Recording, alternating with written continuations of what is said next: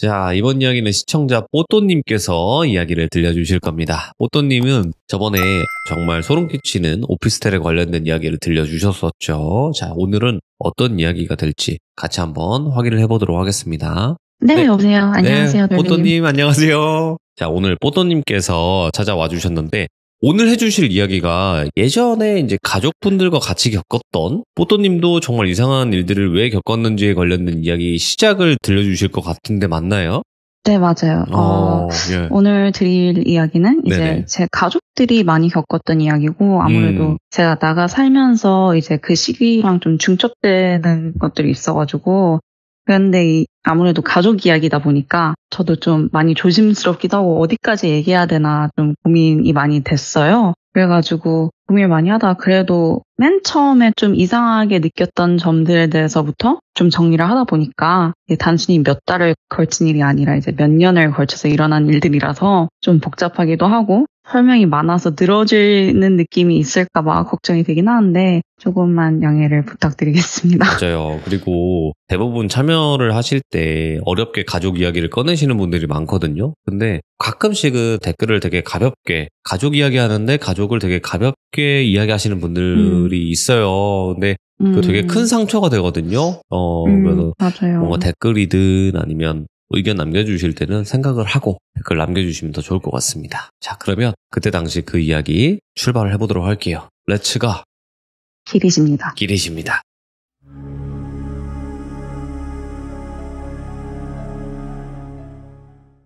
일단 저한테는 동생이 하나 있는데 네. 오늘 풀어드릴 이야기 이제 대부분은 동생에 대한 이야기가 많아요. 왜냐하면 전에도 얼핏 이야기 드렸지만 동생이랑 엄마도 조금 영감이 많이 발달한 편인데 동생이 가장 심해요. 저희 집에서는. 그래서 오늘 얘기 드릴 거는 이제 동생이 어릴 때부터 많이 겪었던 이야기들, 그래서 그로 인해서 가족들이 같이 겪었던 이야기들인데 어쨌거나 제 동생이 어릴 때부터 조금 많이 예민한 성격이었어요. 그래서 어릴 때부터 수면장애도 좀 심한 편이고 그러다 보니까 어린애들이 보통 그렇듯이 잠투정도 되게 잦고 성격적으로도 공격적인 성향이 좀 강한 편이긴 했어요. 그래도 그렇지 않을 때는 그냥 뭐 착한 동생 이런 느낌이었고 무엇보다도 거짓말을 진짜 안 치는 애였거든요. 굉장히 정직한 동생이었어요. 그런데 어느 순간 한 유치원, 초등학교 저학년 그때부터 좀 사고를 치고 다니면 이상한 태도를 보이더라고요. 처음 몇 번에 이제 부모님도 어리니까 동생이 그냥 좋게 타이르고 넘어가셨는데 반복이 되다 보니 아무래도 훈육을 하시잖아요. 대표적으로 기억나는 사고 중 하나가 도벽이었어요. 근데 이제 어린 친구들이 워낙 어릴 때 좀 도벽을 하는 습관이 있다고 하잖아요. 문방구나 네. 그런 데서. 그래서 당시 문방구 주인분께서도 이제 그냥 별로 대수롭지 않게 넘어가 주시고 좋게 타이르시거나 아니면 저희 부모님한테 좀 얘기를 해서 점잖게 주의를 주셨어요. 왜냐면 훔쳐가봤자 막 100원짜리, 200원짜리 사탕이나 불량식품이 대부분이었으니까. 그래서 부모님도 처음에는 그냥 얘가 이걸 가지고 싶었나 보다 하고 좀 꾸짖으시고 원하는 게 있으면 말을 해라 하면서 이제 오히려 사주시고 사탕 것도 많이 챙겨주셨는데 이게 얼마 지나지 않아서 또 계속 훔치는 거예요. 그래서 그때는 이제 정말 좀 크게 화를 내시면서 대체 왜 도둑질을 하는 것이냐, 원하는 걸 사주지 않았냐 하니까 동생이 내가 한 거 아니야 라고 했어요. 근데 이게 기억이 나는 이유가 저는 사실 그때 조금 약간 뭐지? 이랬던 부분이 설마 내 탓을 하는 건가? 하고 어이가 없어서 상황을 좀 주시하고 있었거든요. 그래서 엄마께서도 너가 한 거 아니면 누가 한 거야? 하고 추궁을 하시니까 동생이 친구가 시켰어 이러더라고요. 예? 부모님 입장에서는 동생이 학교에서 이상한 친구를 사귀었나 해서 친구 누구냐고 이름을 대보라고 하니까 동생이 예를 들어서 김돌비라는 애야 뭐 이런 식으로 얘기를 했어요. 그래서 부모님이 이제 담임선생님한테 연락을 하셔서 이런 친구가 좀 악영향을 끼치는 것 같은데 하면서 얘기를 했더니 그 당시에 동생 담임선생님이 우리 반에는 그 이름을 가진 친구가 없다 하셨어요. 그래서 다른 반 학생인가 한번 알아봐 주시겠다고 해서 여차여차 이렇게 물어보셨는데 아름아름 물어보셨는데 그 이름이 흔한 이름이었나 봐요. 그 당시에. 정확히 기억은 안 나는데. 그래가지고 그 이름을 가진 학생이 또 있었던 거예요. 그래서 그 친구한테 동생반 담임선생님이 너 땡땡이냐? 혹시 그러니까 제 동생 이름이 뭐 예를 들어서 또뽀라고 할게요. 또뽀 친구냐? 이러니까 그 친구는 나는 또뽀라는 애를 모른다 했대요. 그래서 부모님 더 화가 나셨죠. 대체 이런 거짓말을 말도 안 되는 거짓말을 치고 다니니까 초등학교 저학년이 치기엔 좀 거짓말의 스케일이 너무 크잖아요. 그래서 동생은 일단 거기서 끝까지 거짓말을 안 했다 이러면서 억울하다고 엄청나게 어필을 많이 했어요. 그때 엄청 좀 큰 이슈였거든요. 어릴 때. 그러다가 이제 어느 정도 시간이 지나고 동생은 이제 계속 또 하굣길에 뭐 그런 도벽이나 그런 습관이 발동될까봐 부모님이 많이 데리고 다니셨어요. 계속 마중 나가시고 데리러 오고 데리러 가고. 그러다 보니까 그런 자잘한 좀도둑짓 그런 건 없었는데 그 다음엔 또 이상한 사고를 치고 다니더라고요. 이 당시에는 사실 저는 이상한 사고라고 생각을 못했던 게 아이들끼리 워낙 많이 싸우잖아요. 어릴 때는 치고받고 싸우기도 하고. 근데 그 싸움이 제 동생 같은 경우는 굉장히 맥락 없이 시작이 되는 거예요. 그러니까 얘는 누가 자기한테 시비를 걸었다, 누가 자기를 때렸다 이런 진술을 하는데 상대방 쪽에서는 자기는 그런 적이 없다. 난 쟤를 쳐다보지도 않았다. 근데 쟤가 나를 먼저 때렸다. 이런 식의 진술을 하니까 진술이 너무 엇갈리고 누구의 말이 맞는지도 모르는 거예요. 그냥 목격자들도 약간 쟤 갑자기 주먹질하던데요? 이런 식으로 하고. 그러니까 그 당시에는 이제 선생님들끼리도 그냥 친구끼리니까 사이좋게 지내자 이러면서 넘어가고. 근데 늘 동생이 굉장히 억울했어요. 저한테 불평을 많이 했거든요. 그러다 보니까 뭐 이제 혼나고 들어와서 쿵쾅거리면서 방에 들어가고 저랑 따로 얘기할 때는 아니 난 진짜 안 했는데 엄마 아빠가 내 말 안 믿어준다. 엄청 화내고 분명히 걔가 먼저 나한테 욕을 했어. 나한테 먼저 뭐라고 놀렸어. 이런 얘기를 하는데 저는 사실 동생을 믿고 싶지만 정황상 좀 그게 안 되는 거예요. 제가 듣기에도. 네네. 그래서 전 대체 뭘 잘했다고 싶었지만 또 저랑 크게 연관된 일은 아니니까 그냥 들어주고 그렇구나 하고 별 생각 없이 넘어갔는데 이제 저랑 나이 터울이 적거든요. 동생이. 그러다 보니까 부모님이 항상 뭐 하나를 사줘도 둘 다 거의 똑같은 걸 사줬어요. 똑같은 걸 사주고 똑같은 개수를 사주시고. 근데 얘는 항상 자기 물건이 없어지는 거예요. 예. 근데 그걸 제가 가져갔다고 생각하는 거예요. 그러면서 막 소리를 지르고 화를 내고 막 저 때리고 막 그랬거든요. 어릴 때. 근데 저도 억울하죠. 저는 네가 네 물건을 간수 못했는데 왜 나한테 난리냐 이런 식으로 화를 냈어요. 저도. 그랬더니 자기는 그럴 리가 없다. 자기는 제대로 물건을 간수하고 보관했는데 훔쳐간 거다. 왜 모른 척하냐. 내 거 어딨냐 내라 이러면 막 할퀴고 막 그러고 난리가 났었거든요. 어릴 때도. 정말 환장을 노르시기도 하고 근데 제가 몇 번 다치기도 하고 하니까 이제 부모님도 화를 많이 내시고 사실 부모님 입장에서 공평하게 대한다고 둘 다 혼내시고 했거든요. 근데 저는 그때부터도 약간 쟤 좀 이상한데? 생각을 했어요. 쟤 좀 상태가 안 좋은 것 같은데? 막말로 미쳤나? 이 생각을 했거든요.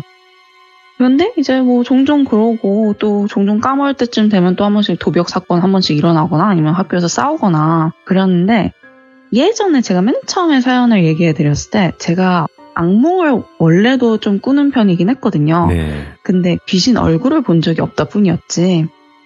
근데 이쯤에 제가 한 번은 꿈을 꿨는데 자고 있는데 꿈속에서 막 시끄러운 웃음소리가 들리는 거예요. 애기들은 뭐 또래죠. 그 당시 애기니까.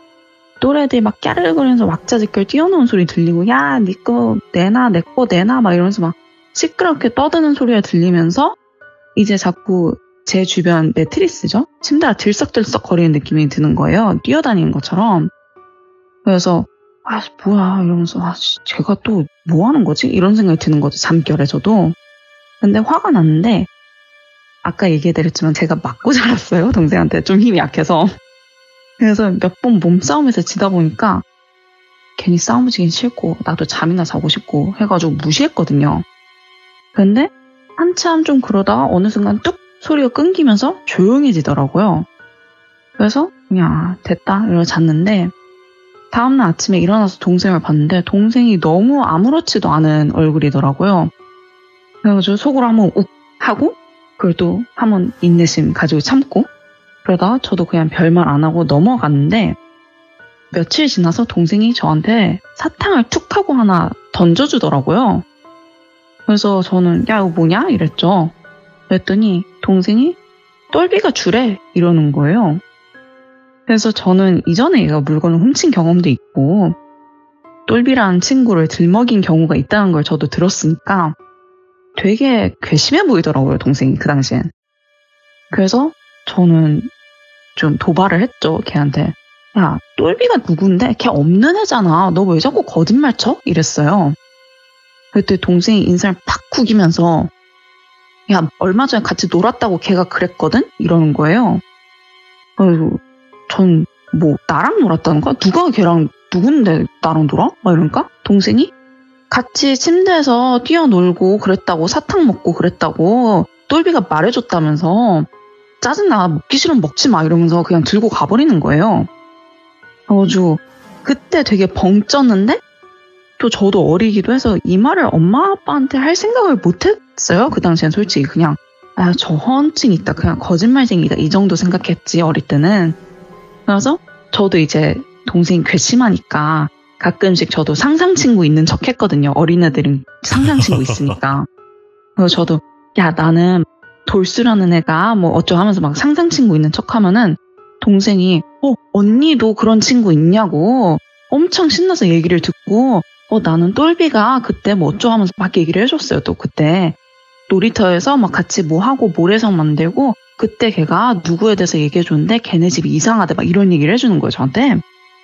그래가지고 이제 저는 막 혹시 이거 좀 스케일이 내가 생각한 거랑 다른데? 해가지고 대충 맞장구 쳐주고 그랬는데 동생이 계속 자잘자잘하게 사고를 치고 다니는 거잖아요. 어쩌다 보니까. 그래서 엄마는 이제 걱정이 많이 되신 거예요. 어릴 때부터. 그래서 사준지 점인지 하여튼 보러 가셨어요. 그 당시에. 네. 근데 이게 뭐 케이스마다 다르긴 하겠지만 제가 알기로는 보통 좀 어린 아이들은 사주를 잘 안 봐준다고 들었거든요. 근데 엄마는 이제 너무 답답하니까 네. 동생 사주를 들고 가신 거였어요. 근데 그 당시에 이제 봐줬던 사람이 얘기하기를 얘는 원래 태어나지 못했어야 되는 애라고 하더래요. 오호. 그러나서 이전에도 크고 작은 사고들이 많이 있었을 거고 성인이 되고도 얘는 편한 날이 없을 거라고. 그런데 그 과정에서 또 죽을 곱이 몇 번 있을 건데 그거를 엄마가 살린다. 이렇게 얘기했다고 최근에 엄마가 얘기해 주셨어요, 저한테.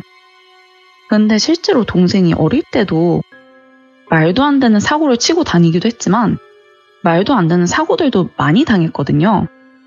그래가지고 부상을 당하면 항상 얼굴 쪽으로 굉장히 많이 다쳤어요. 예를 들어서 비 좀 내린 다음에 진흙바닥 같은 데 있잖아요. 네. 그거를 밟고 미끄러졌는데 쫙 미끄러져서 전봇대에 얼굴을 박아서 이빨 이제 그 당시엔 유치였죠. 유치를 어쩔 수 없이 한 2년 일찍 발치한 적도 있었고 오. 뭐 자다가 정말 말도 안 되게 침대 옆에 책상이 있었는데 거기에 부딪혀서 볼 찢어진 적도 있고.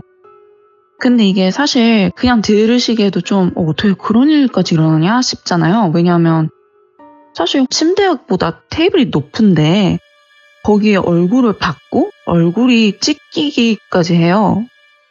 더구나 그날 기억하는 게 제가 하교하는데 엄마가 안 왔어요. 되게 늦게 오셨어요.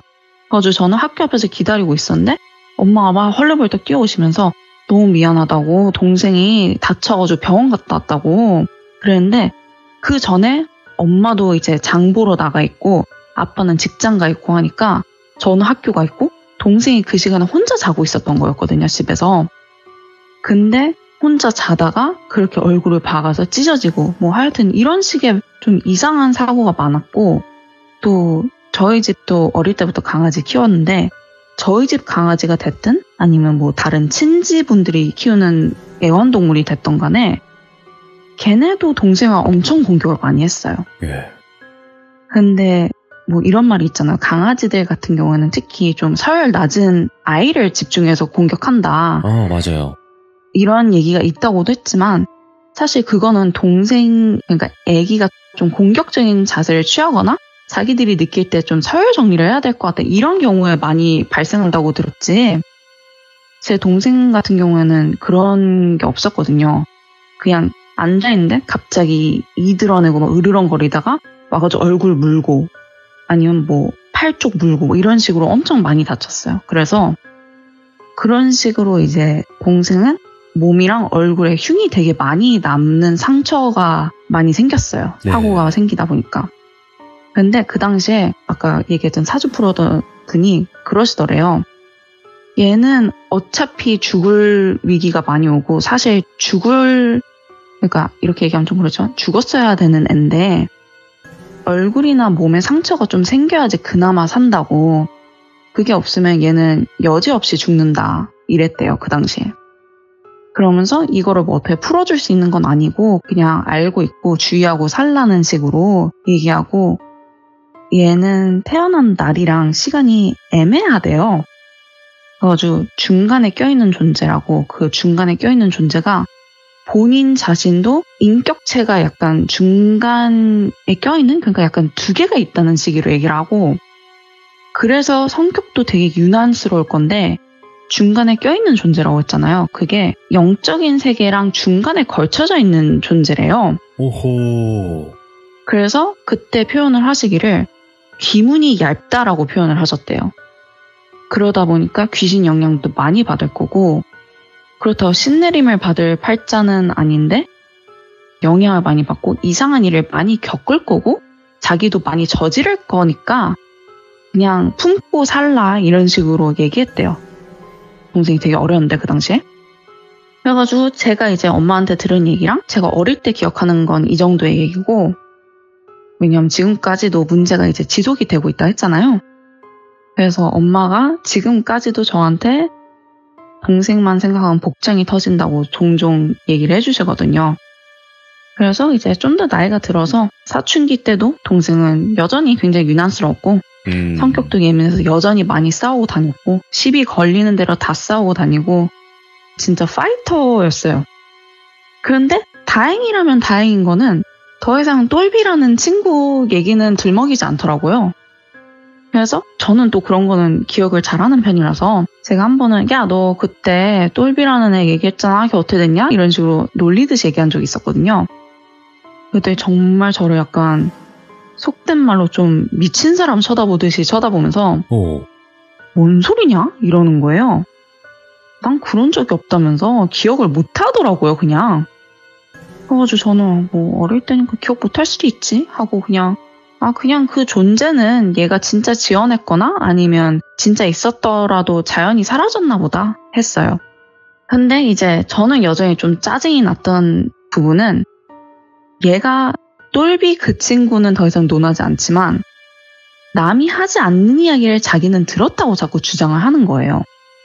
그러니까 아무도 자기한테 뭐라 안 했는데 상대방한테 가서 속된 말로 치려는 습관을 못 버리더라고요. 근데 워낙 어리기도 하고 뭐 사실 사춘기도 어리잖아요 아직. 그럼요. 그래서 진짜 저 사춘기 유난스럽게 보낸다 싶기도 하고 저는 또 그 모습이 되게 꼴보기 싫었어요. 왜냐하면 이렇게 말하면 좀 웃기긴 하지만 동생이 사춘기가 너무 그렇다 보니까 제가 오히려 사춘기가 없이 지나갔거든요. 예. 그래서 쟤는 진짜 모지르거나 바보거나 또라이거나 이런 속으로 욕하고 저는 그냥 말았어요. 저도 좀 못된 거죠. 근데 성인이 되고 나서 결정적으로 이거 진짜 좀 이상한데? 싶어지기 시작했어요. 그 중에 첫 번째 모습 중 하나가 얘가 성인이 되고도 술을 원래 안 마셨어요. 그리고 술을 입에 대지도 않았어요. 근데 이게 뭐 사람마다 다르긴 하겠지만 술을 원래 어느 정도 좀 드시던 분들은 그 주량에서 크게 넘어가진 않잖아요. 뭐 한두 번쯤 친구들이랑 막 달리기는 해도 일상적으로 그 주량을 확 뛰어넘진 않는다고 생각을 하는데 얘는 아예 안 마시던 애가 어느 순간 술을 끼고 사는 거예요. 근데 저는 사실 지금까지 본 사람들 중에서 그 정도로 극단적인 사람을 본 적이 없었거든요. 지금까지도. 네. 근데 이게 뭐 별다른 계기가 있었던 것도 아니고 차라리 뭐 실연이라도 당했으면은 뭐 힘든가 보다 하고 이해라도 할 수 있는데 계기가 있던 것도 아니고 이유가 있던 것도 아니고 어느 순간 그냥 술을 끼고 계속 마시는 거예요. 그래서 자기 주량 이상으로 계속 들이붓는 거예요, 몸에. 그러면서 어느 순간부터 자연스럽게 담배에도 손을 대고 담배도 한번 필 때 줄담배를 막 폈어요. 그래가지고 뭐 기본으로 뭐 몇 개비 피고 피다가 또 그냥 그걸 내려놓고 그냥 안 만지고 있다 또 다시 집어들고 또 계속 피고 뭐 이런 식으로 하더라고요. 되게 이상했어요. 제가 보기에는. 누가 담배를 저렇게 피나 싶기도 하고. 그러면서도 저는 쟤 왜 저러지? 사람이 저렇게 변하나? 이런 생각이 들기도 하고 그냥 늦바람이 부나 보다 생각을 처음에는 가졌어요. 그런데 갑자기 되게 이상한 행동들이 많아졌다고 했잖아요. 이제 음식을 먹는 게 너무 예전과는 다른 모습이 됐어요. 동생이 어릴 때부터 되게 유난스럽고 까다롭다고 했잖아요. 그중 하나가 어릴 때부터 음식에 대해서 굉장히 까다로웠어요. 그러니까 육식을 아예 안 한다거나 좀 극단적으로 식단 조절한다고 채식을 완전히 고집하기도 하고 그거를 성인 돼서도 꽤 오랫동안 유지했거든요. 운동도 굉장히 열심히 하고 식단은 아까 얘기해 드렸듯이 단백질, 채소 이런 것만 먹고 완전 클린하게. 그런데 어느 순간부터 말 그대로 걸신 들린 듯이 음식을 먹더라고요. 오. 근데 술을 먹으면서 또 그러니까 이제 술을 먹을 때는 그냥 밥을 먹는다 이 정도가 아니라 허겁지겁 진짜 저희가 생각했을 때 막 조선시대 거지들이 손으로 주워 먹는 것처럼 손으로 음식을 그냥 냅다 집어서 입에 우겨 넣는 거예요. 근데 이게 그냥 과자나 주전부리 뭐 이런 게 아니라 진짜 쌀밥, 반찬, 아니면 고기 이런 거를 고기는 먹지도 않다는데 손으로 주워서 입에 막 밀어넣고 하니까 그거를 가족들이 보고 경악을 한 기억이 아직도 나요. 그걸 처음 보고. 근데 원래 술이 들어가면 식욕이 좀 증진되기도 하니까 그건가? 얘가 너무 과음을 했나? 싶다가도 평소에 음식을 먹는 것보다 너무 과하게 먹는 걸 보니까 저는 한편으로는 얘가 귀엽고 식이장애가 찾아왔나? 생각이 들 정도였어요. 그러면서 점점 이때쯤부터 스스로를 엄청나게 고립시키는 시간이 많아졌어요. 집도 아예 안 나가고 며칠씩 그냥 안 씻고 엄마가 너 너무 안 씻은 것 같다. 한번 씻어라. 이럴 때야 비로소 씻고. 근데 이게 음식을 찾을 때도 점점 특정 음식에 꽂혀서 그것만 미친 듯이 섭취를 하더라고요. 예를 들어서 특정 컵라면이 있다고 할게요. 신라면이라고 합시다. 네. 신라면 그거에 꽂혀가지고 하루 종일 그것만 먹는 거예요. 오. 근데 반찬 딴 것도 없이 신라면만 국물까지 싹싹 긁어 먹으면서 그렇게 먹으면 물릴 법도 한데 그 하루 동안에 열 몇 개를 그냥 계속 먹는 거예요. 술이랑 계속 먹고 맥주랑 계속 먹고 그러다 자다 일어나서 또 맥주 마시면서 또 신라면 까서 먹고 그걸 하루 종일 먹더라고요. 그런데 음식을 먹을 때도 이상한데 음식을 찾을 때도 좀 이상한 방식으로 요구를 하기 시작하더라고요. 네. 보통 자기가 뭔가 먹고 싶으면 그냥 사러 나가거나 아니면 주문을 해 먹거나 아니면 엄마 혹시 어디 가? 나갈 때 나 이거 좀 사줄 수 있어? 이런 식으로 하잖아요. 근데 이게 가족을 시킨다는 개념은 같은데 굉장히 이상하게 시켰어요. 약간 나 이거 먹어야 되니까 사와 이러는 거예요. 근데 이게 그냥 저는 처음엔 진짜 버릇없다. 저런 싸가지를 어디서 배웠지? 이랬거든요. 근데 여기서 더 이상한 거는 가끔씩 누가 먹고 싶다고 한다라고 3인칭으로 얘기를 하는 거예요. 그러면서 평소에는 또 찾지도 않던 음식을 갑자기 막 집을 막 뒤지면서 찾아요. 그러면서 엄마나 제가 이제 너 뭐하니? 이러고 물어보면 아 집에 뭐 이런 것도 없어 이놈의 집구석은 이런 식으로 얘기하면서 나 이거 먹어야 되니까 사와 이러는 거예요. 근데 저는 그 당시에 좀 반농담식으로 얘기하긴 했거든요. 엄마한테. 네. 제가 엄마 우리 지금 무슨 조상신 모시는 것 같아 이랬어요. 근데 엄마도 그 당시엔 그러게 말이다. 쟤 뭐 들렸니? 이랬거든요. 그냥. 예. 그런데 이런 식으로 행동하면서 계속 활기를 치고 다니고 얘는 점점 성격도 괴팍해지고 이때쯤부터 하는 얘기가 귀신이 있다. 자기는 다 볼 수 있다. 이 말을 계속 하고 다니는 거예요. 예. 한 번은 제가 거실에 있었는데 제가 어릴 때부터 두통이랑 어깨 통증이 심했어요. 그래가지고 어릴 때도 너무 만성적으로 아파서 MRI 찍어보고 뭐 CT 찍어보고 그 정도로 좀 심했거든요. 근데 그 당시에 아무 문제가 없었어요. 그래서 그냥 병원 측에서도 신경성이다 이 정도의 처방을 받았고 자라면서까지도 이게 굉장히 심하다가 성인 되고는 오히려 많이 완화됐어요. 네. 그래서 최근에도 그렇게 심한 날이 별로 없는데 그 하루는 너무 두통이 심한 거예요. 진짜 머리가 쪼개질 것 같이 아파서 뭐지? 나 감기 걸렸나? 왜 이렇게 머리가 아프지 오늘따라? 아, 좀 심해지면 타이레놀 먹어야지 하고 있었는데 동생이 문을 벌컥 열고 방에서 나오는 거야. 얘가 이때 말했지만 늘 고립돼 있어서 자기 방에만 들어가 있었거든요. 네. 갑자기 벌컥 나오더니 저를 보고 우뚝 멈춰서 노려보는 거예요, 저를. 저는 아니 뭐지? 이러고 있었죠. 내가 지 흉본 거를 들었나? 이러고 저도 멈춰서 있었는데 걔가 계속 노려보기만 하고 아무 말도 안 하니까 제가 왜 그래? 나한테 뭐 문제 있어? 이랬어요. 네. 그때 갑자기 저 X년이? 이러는 거예요. 그래서 저는 너무 놀라서 심장이 벌렁거리는 거야. 갑자기 욕을 하니까. 그래서 저를 한참 노려보다 이런 개 같은 뭐 어쩌 하면서 막 욕을 하면서 방을 들어가는 거예요. 그래서 방에서도 한참 쌍욕을 하더라고요. 뭘 던지는지 막 요란한 소리도 나고 그러다가 막 갑자기 혼자 엉엉엉 막 울고 한참 뒤에 잠잠해졌어요. 그래서 다시 방을 나오더라고요. 한두 시간 있다가 저한테 언니 머리 아팠지? 이러는 거예요. 예. 저는 내심 너 때문에 요즘 미치겠다 이러려다가 그냥 별말 안 하고 맞아 오늘 좀 머리가 아팠네 막 이랬어요. 동생이 지금은 어떤데?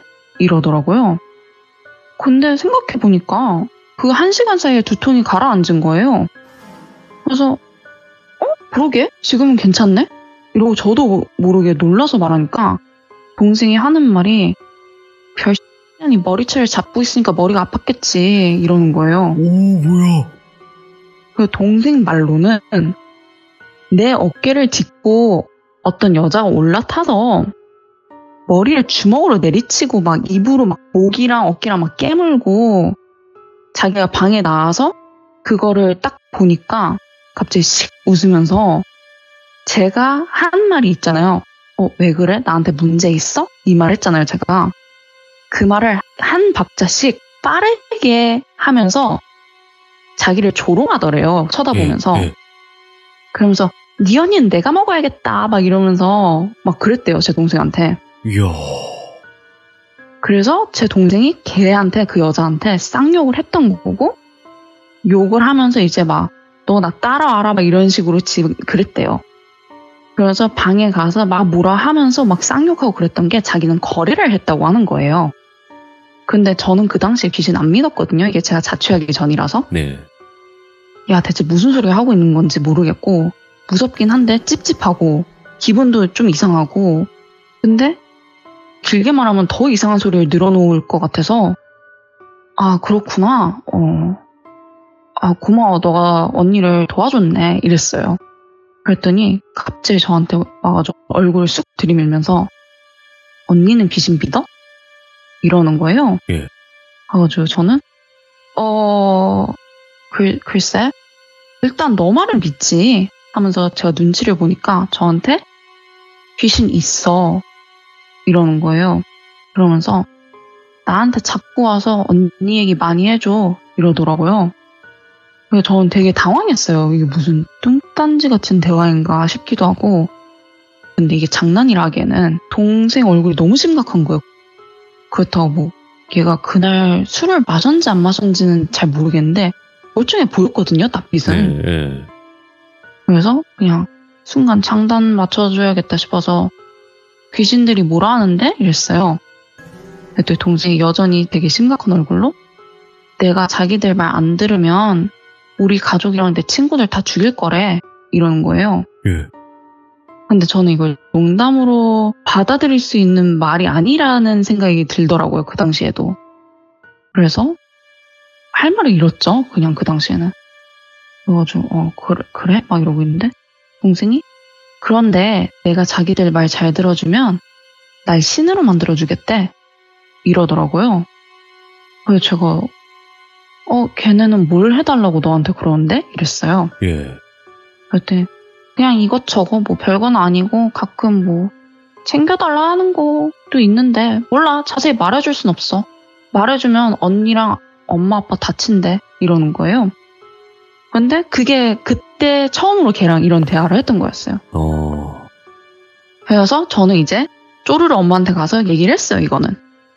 엄마는 굉장히 심각한 표정으로 들으셨고 이 얘기를 아빠도 이쯤 되면 심각한 것 같다 이렇게 되셨고 근데 사실 여기까지 들으셨을 때 뭐 돌비님도 그러실 수 있고 또 일부 귀족분들께서도 이건 귀신 문제가 아니라 우울증이나 뭐 조현병, 알코올 중독 뭐 이런 거일 수도 있지 않을까 생각하셨을 수도 있을 것 같아요. 현실적으로는. 그래서 저희 가족 또한 그 당시엔 귀신 뭐 그런 거를 안 믿었기도 해서 그냥 얘가 우울증인가? 조현병인가? 조현병이면 사람 목소리 들린다고 하니까 그래서 그런 관련된 증상들에 대해서 많이 찾아보고 뭐 실제로 감정 컨트롤 안 되는 모습이나 뭐 수면장애, 식이장애, 알코올 의존증, 뭐 환청 이런 게 다 그런 증상이니까 그래서 저희 가족은 이제 당시에는 정신질환 그런 병도 염두에 좀 두면서 동생을 병원에 많이 데리고 다녔어요.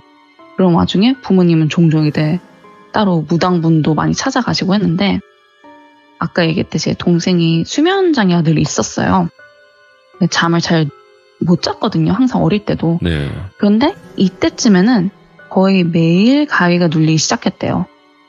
근데 가족들은 처음에 이걸 모르고 얘가 밤에 못 자고 늦잠을 자나 보다. 그래서 아침 늦게까지 낮까지 자나 보다 하고 잠이라도 자야지 제가 나아진다 하고 아무도 건드리지 않았어요. 얘가 잘 때는. 네. 근데 하루는 이제 제가 그날 주말이었던 것 같아요. 집에 있었거든요, 제가. 그래가지고 하루는 집에 있는데 갑자기 방 밖으로 뛰쳐나오면서 왜 아무도 나를 안 깨워? 막 이러면서 막 화를 내는 거예요. 저는 제가 약속이 있었나? 왜 저러지? 하는데 왜 그래? 뭐 약속이 있어서 깨워주는 게 필요했으면 말을 했어야지 이러면서 막 달랬거든요, 제가. 그때 한 얘기가 아니라고 자기 요 며칠 계속 가위 눌리는데 방구석에 어떤 미친이 자기 노려보고 있다고. 근데 요 며칠 동안 계속 귀여우면서 가까워졌는데 그동안 가위 눌릴 때는 자기는 이제 많이 눌렸던 사람이라서 손가락이나 발가락을 움직이는 걸 터득을 한 거예요. 나름 스킬을. 예. 근데 그날 잤을 때는 달랐던 거예요. 오늘 잘 때는 자기가 맨날 손가락 까딱대면 가위를 깨니까 오늘도 이제 귀신이 조금씩 귀여우니까 그렇게 하려고 하는데 침대에서 어느 정도 떨어져 있던 귀신이 갑자기 내 발로 막 다다다다 막 후다닥 달려오면서 자기 몸 위에 뛰어오르고 자기 손이랑 발을 잡았대요. 근데 얘가 귀신이 발이 없고 발이 손이었던 거예요. 그러니까 손이 내 건 거죠. 근데 자기 사지를 꽉 잡고 얼굴 막 들이내면서 막 박장대소를 하면서 조롱하고 비웃으면서 미친 또 해봐, 또 까딱해봐, 또 해봐, 미친 까딱대기밖에 할 줄 모르지? 말하면서 깔깔깔 막 미친 듯이 웃더래요. 그래서 아무도 안 깨워서 몇 시간 동안 그 상태로 잡혀 있었다고 하더라고요. 그래가지고 이 얘기를 이제 엄마도 듣고 안 되겠다, 이건 진짜 문제가 있다 해가지고 아는 스님께서 이제 알려주신 팥이랑 굵은 소금이 든 통을 동생 방에 가져다 놓고 그 스님이 악몽이나 귀신 꿈꾸는데 도움이 될 거다 해서 부적 같은 걸 주셨나 봐요. 그래서 동생 베개 안쪽에 숨겼어요, 그거를. 근데 호전은커녕 점점 악화가 됐어요, 그 시기에. 이때쯤에는 이제 자기 몸을 직접적으로 좀 해했어요. 아이고, 예. 칼 가지고 그러기도 하고 그러면서 이렇게 안 하면 언니가 죽는다 했다. 이렇게 안 하면 엄마가 아프다 했다. 자기가 대신 다치면 다 괜찮아진다. 아이고. 이런 얘기를 하면서 그래가지고 실제로 한밤중에 막 자기 몸 긋고 막 소리 지르고 비명 질러서 부모님 방에 들어오면은 자기 막 찌르고 그러고 가까이 오지 말라고 엄마 아빠한테 막 들이밀고 자기만 죽으면 된다고 막 이런 얘기를 했거든요. 그래서 이거는 뭐 해야 한다는 표현이 맞진 않겠지만 문신 있잖아요. 얘가 하루는 이제 며칠 내내 또 방에 계속 오랫동안 갇혀 있으면서 되게 기괴한? 그냥 제가 보기에는 솔직히 말해서 흑마술 같은 낙서 같아 보였어요. 흑마술 막 그런 거 할 때. 예.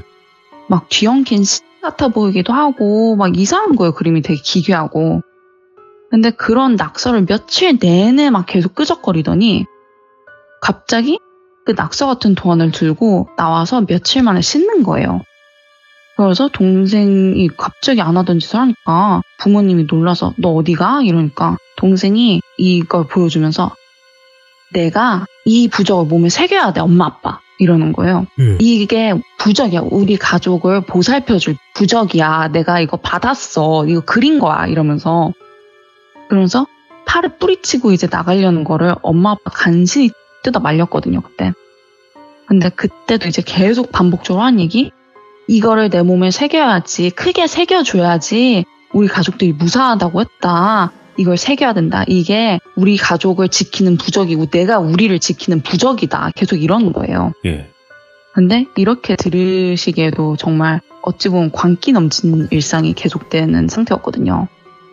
근데 부모님 입장에서는 이거 뭐 손을 쓸 도리가 없잖아요. 그래서 동생한테 그러지 말고 또뽀야 우리 같이 점집이라도 가자 이랬대요.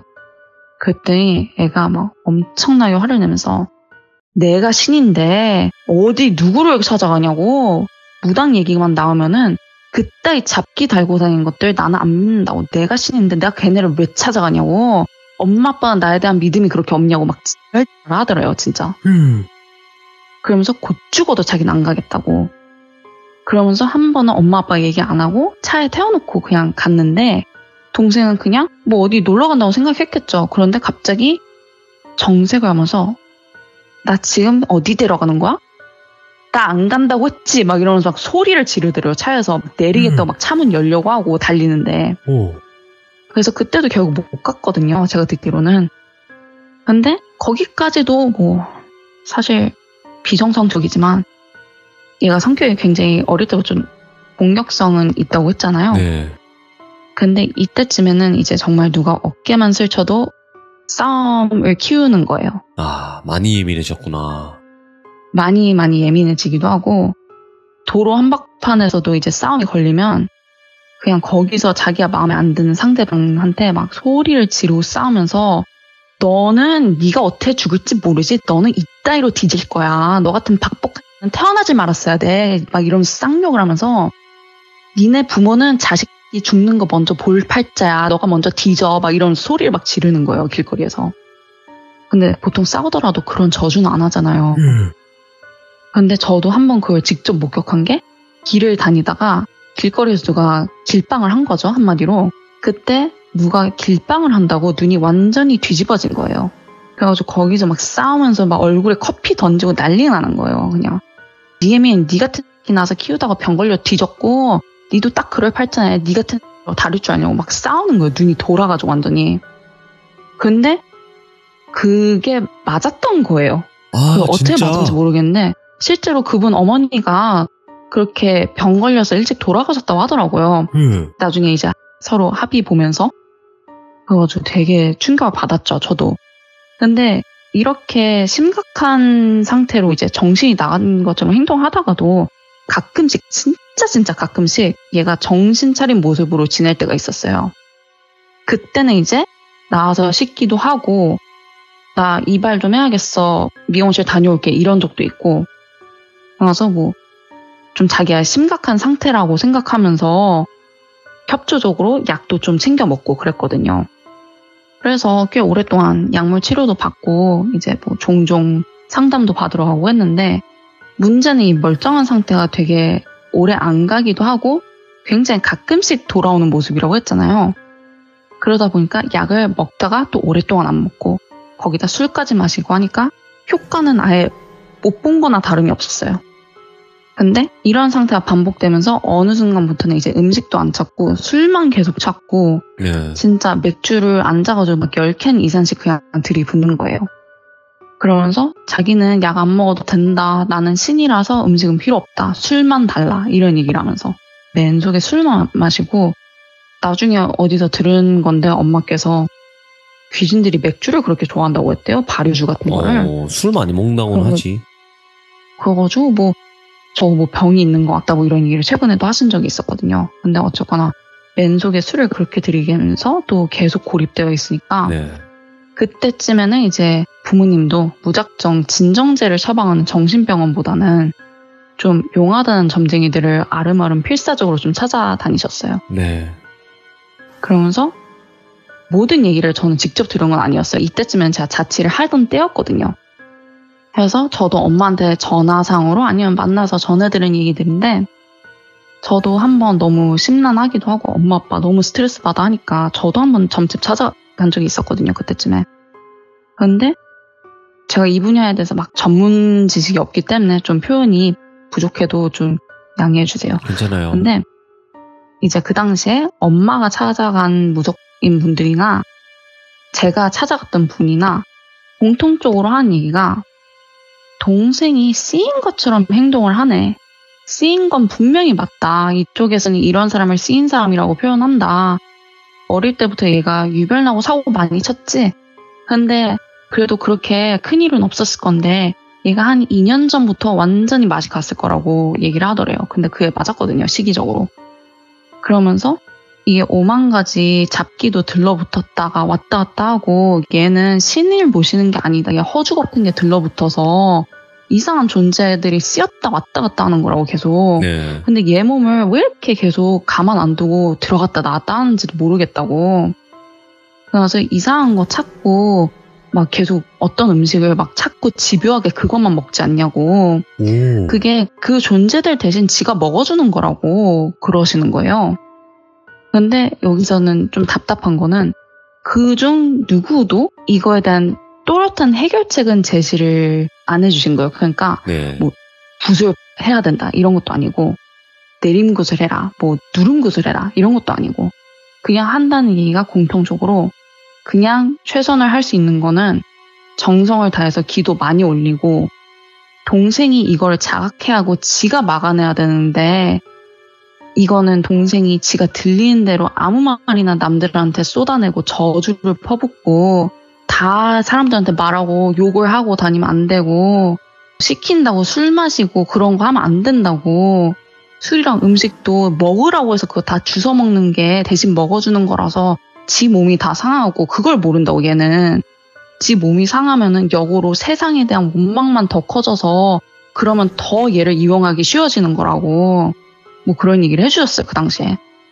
그래도 걔 중에 조금 실질적인 도움을 주신 분이 한 분 계셨는데 그분은 이제 그 당시 엄마한테 개복숭아 나무를 키우거나 아니면 동쪽으로 뻗은 개복숭아 나무 가지를 꺾어서 집에 두거나 개복숭아 나무로 만든 칼을 집에 두라 이렇게 알려주셨대요. 그래서 그때 실제로 지푸라기라도 잡는 심정으로 부모님께서 개복숭아 묘목도 찾아다니시고 근데 네. 집에서 키우기 어렵잖아요. 그래가지고 결국 막 공예품 이런 거 찾아다니시면서 엄청 노력하시다가 결국에는 엄청 커다랗게 조각한 개복숭아 나무 쌍칼을 이제 집에 들였어요. 근데 그게 제가 알기로도 굉장히 비쌌거든요. 한 돈 네. 300은 줬던 것 같아요. 근데 이제 아름아름 알아내서 워낙 좀 영험하다는 분한테 부탁해서 만든 거라고 들었거든요. 그래가지고 그걸 이제 동생 방에 둔다고 딱 가져오니까 동생이 이제 자기 방에 들이려는 걸 보자마자 입에 거품 물듯이 화를 내더라고요. 오. 이런 게 무슨 효과라고 자기 방에 두냐고 우리 집안 다 망하는 거 보고 싶냐고 막 소리를 지르면서 두기만 해보라고 내가 이거 다 부수고 집도 불질러 버릴 거라고 협박을 했대요. 엄마 아빠한테. 근데 그런 성화가 너무 심하니까 부모님도 안 되겠다. 얘 건들면 안 되겠다 싶어서 자기들 방에 안방에 이제 놓으신 거예요. 그거를. 네. 근데 그걸 이제 며칠 지나니까 동생이 가위를 안 눌린다고 얘기를 하더래요. 그래서 좀 정상적인 수면 패턴으로 돌아온 거예요. 어느 정도는. 오. 악몽을 덜 꾼다고 하면서.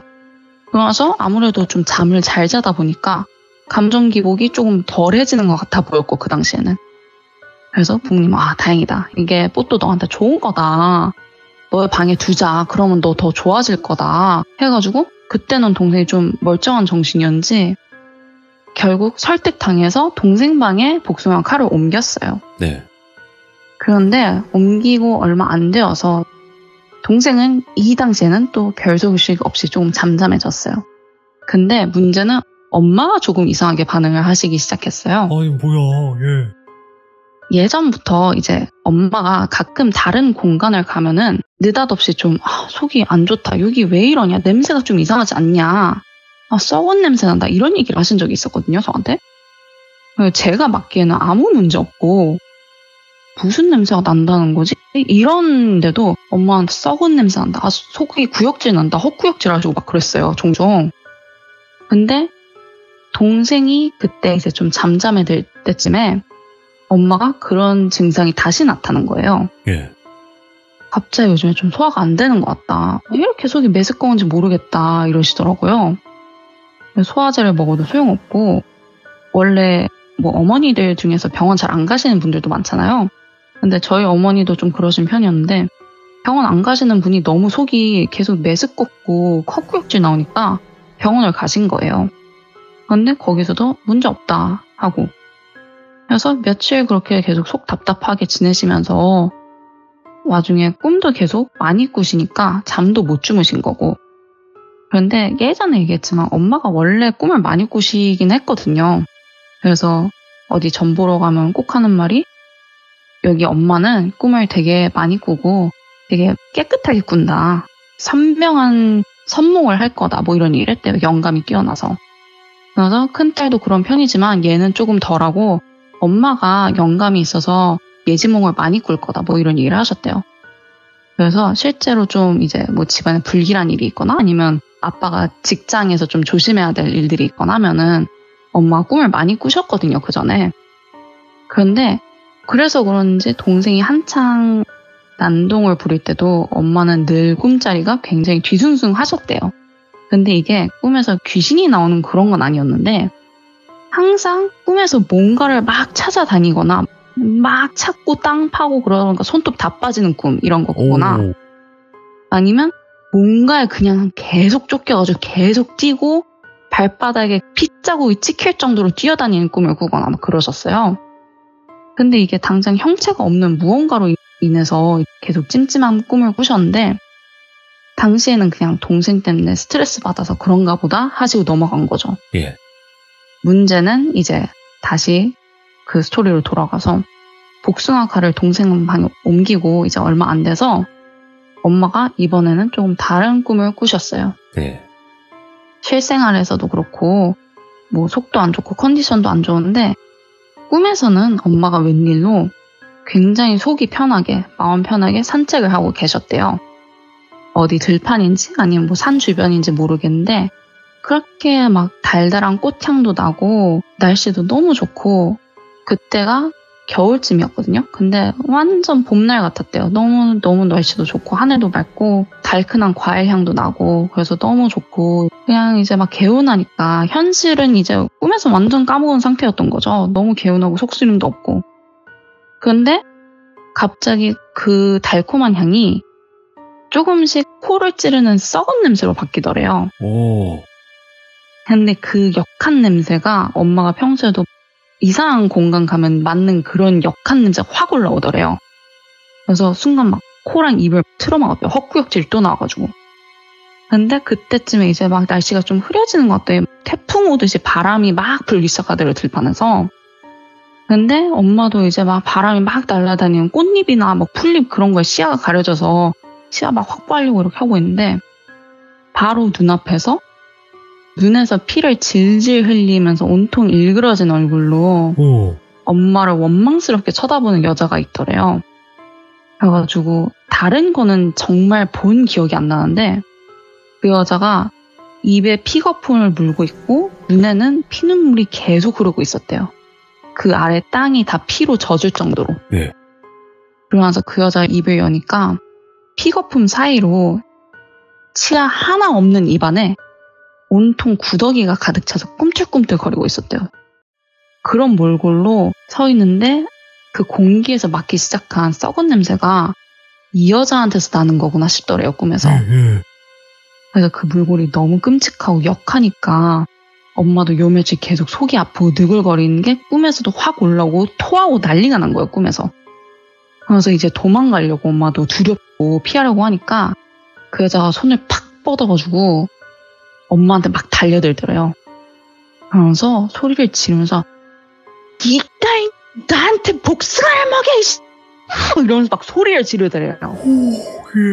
그래서 엄마 목을 막 움켜쥐고 막 조르고 네 남편이랑 니랑 다 죽일 거야. 네 자식들도 내가 다 죽일 거고 니들이 편하게 살 수 있을 것 같냐고 귀가 찢어질 것 같은 소리를 지르면서 한 손으로는 엄마 목을 움켜쥐고 다른 손으로는 엄마 배에 막 손톱으로 막 파내는 거예요, 배를.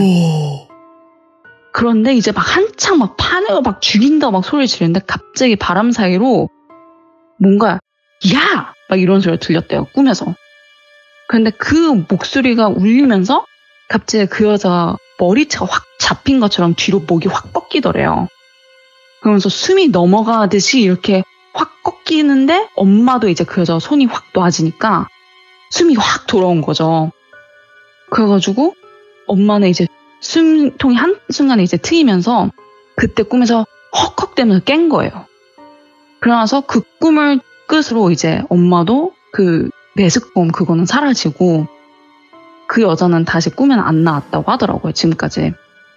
그래서 동생도 가위는 최근에는 안 눌리는 편이고, 근데 이건 그냥 제 추측이긴 한데 동생이 계속 봤다고 하는 여자 있잖아요. 자기 꿈 가위랑 뭐 저한테 매달려있던 여자나 아마 뭐 비슷한 존재가 아닐까 이런 생각이 들더라고요. 근데 엄마는 이제 그 당시에 계속 기도드리고 그랬으니까 네. 꿈에서 조상이 나온 게 아닐까 싶다고는 하셨는데 엄마는 꿈에서는 조상님이 어떤 형태로 나오신 적이 한 번도 없어요.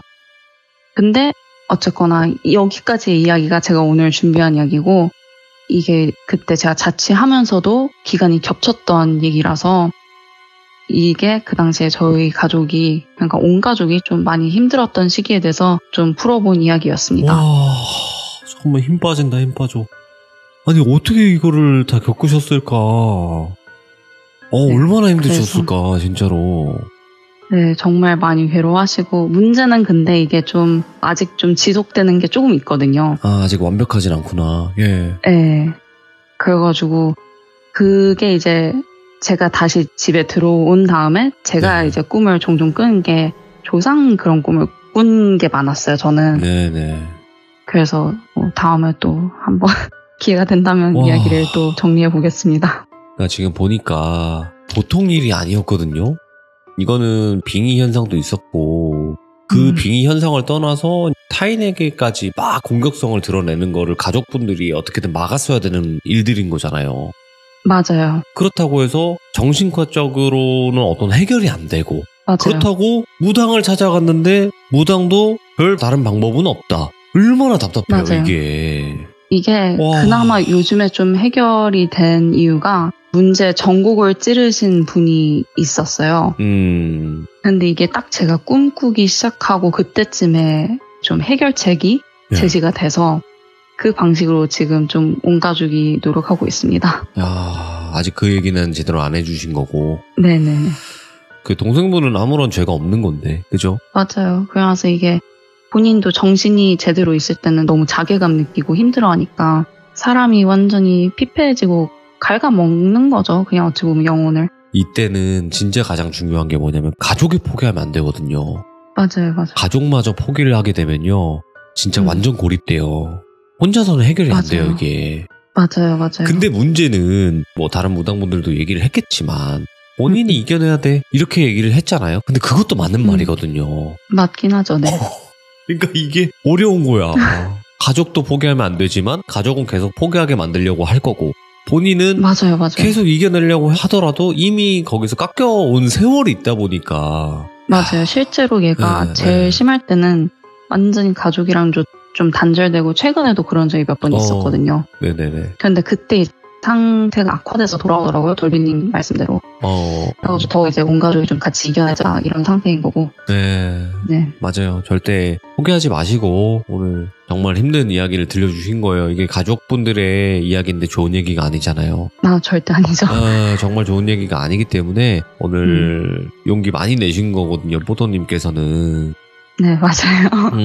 많이 걱정했어요. 가족 얘기라. 왜냐면 이렇게 하면 누군가는 또 동생분을 욕할 거고 어머님을 욕할 수도 있고 뽀또님을 욕할 수도 있는 얘기이기 때문에 정말 용기 많이 내주신 거지만 정말 누군가에게는 지금 이런 비슷한 상황을 겪고 있는 분들에게는 그래도 나만 그런 건 아니구나라는 생각을 할 수 있게끔 해주시는 또 용기 있는 이야기였어요 오늘. 감사합니다. 네, 너무너무 감사하고 이 23년에는 모든 가족분들, 동생분들, 어머님 그리고 뽀또님까지 해서 정말 다 해결이 되는 그런 해였으면 좋겠습니다. 네, 감사합니다. 네. 와, 생각보다 많이 무겁네요. 예, 이 정도의 이야기일 줄은 몰랐거든요, 저는. 뽀또님이 말씀하실 때. 근데 이 정도로 정말 힘든 삶을 사셨을지는 몰랐어요. 예, 동생분도 그렇고요. 어머님도 그렇고요. 그래서 혹시라도 이런 일들을 겪어온 분들이 계시다면 아마 공감을 많이 해주실 거라 생각하고 응원 많이 해주실 거라 생각합니다. 정말 충격적이었던 이야기였던 것 같습니다. 시청해주신 모든 분들 감사드립니다. 고맙습니다.